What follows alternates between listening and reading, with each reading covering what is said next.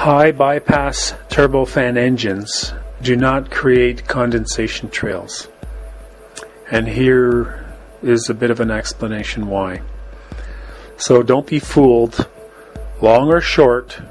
If you see a trail coming out of a jet, with very few exceptions, it's an intentional toxic chemical aerosol, also known as chemtrails.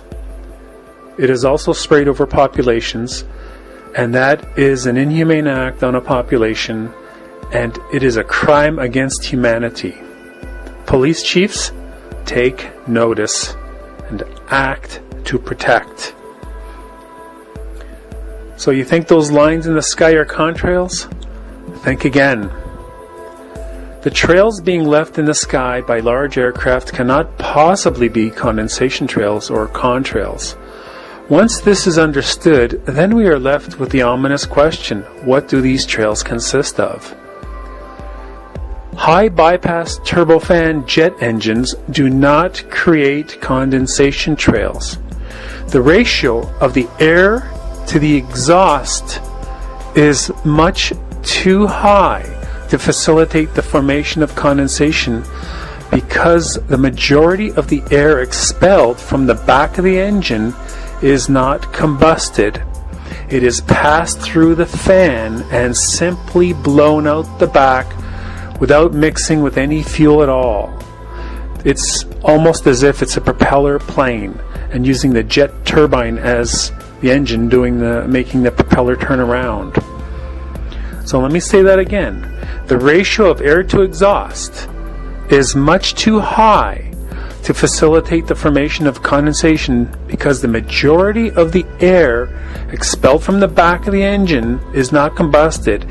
It is passed through by the fan and simply blown out the back without any form of mixing with fuel or any form of exhaust because of that.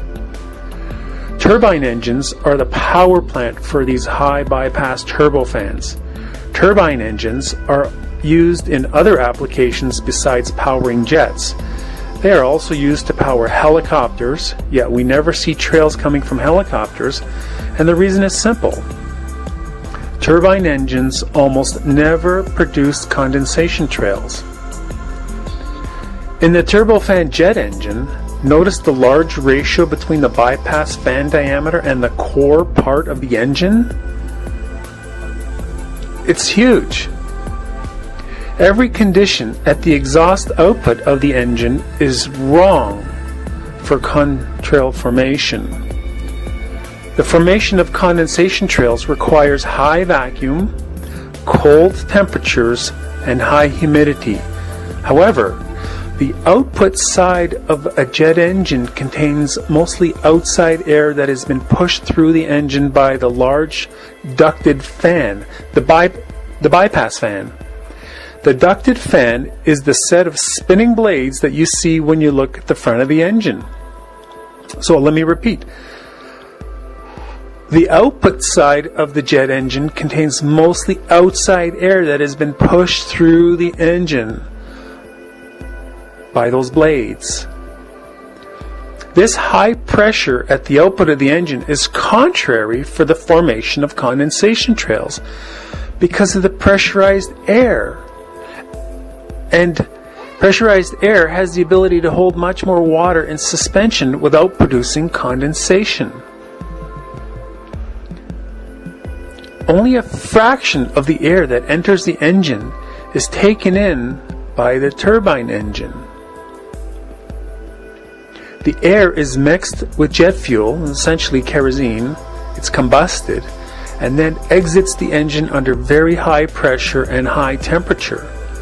Condensation formation requires a decrease in ambient air pressure to form, but the output of the turbine is under very high pressure, which prohibits the formation of condensation trails. Physics also tells us that condensation forms when air is cooled. But since the exhaust of the turbine engine within a jet is very hot, condensation formation is once again prohibited. Hot air can hold much more water without producing condensation. Furthermore, The ratio of air to fuel used in high bypass turbofan engines is as high as possible. Lots of air, but relatively little fuel, so as to keep engines efficient and cost effective. So the reduced amount of fuel in this ratio results in a lack of water in the exhaust. And this is yet another reason that high bypass jet turbofans cannot produce condensation trails.